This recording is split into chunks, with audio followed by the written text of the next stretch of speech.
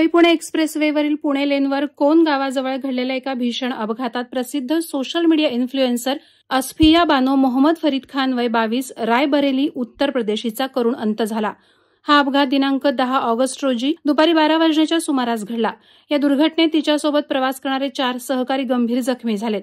पनवेल तालुका police ठाण्यात दाखल तक्रारीनुसार टोयोटा अर्बन क्रुझर कार क्रमांक UP 32 MU 2287 चा चालक नूर आलम खान वय 34 याने निष्काळजीपणे आणि वेगानं वाहन चालवलं। अचानक नियंत्रण सुटल्याने कारने 3 ते 4 वेळा पलटी घेतल्याचं प्रत्यक्षदर्शीने सांगितलं। अपघात एवढा जबर होता की कारचा अक्षरशः चुराडा झाला। प्रवाशांपैकी अस्फिया खान हिला गंभीर दुखापत झाली। घटनास्थळावरून सर्व जखमींना तात्काळ MGM रुग्णालयात हलवण्यात आलं, मात्र रुग्णालयात पोहोचण्यापूर्वीच अस्फियानं प्राण सोडले। या घटनेत 4 जण गंभीर जखमी झालेत। अस्फिया खान ही सोशल मीडियावरील लोकप्रिय चेहरा होती। इन्स्टाग्रामवर तिचे 2.5 लाखांहून अधिक फॉलोअर्स होते। ती आपल्या लाईफस्टाईल, प्रवास, फॅशन आणि ब्लॉग व्हिडिओंसाठी ओळखली जात असे। फक्त मनोरंजन क्षेत्रातच नव्हे तर ती राजकारणातही सक्रिय होती। उत्तर प्रदेशात समाजवादी पार्टीला ती उघडपणे समर्थन देत होती।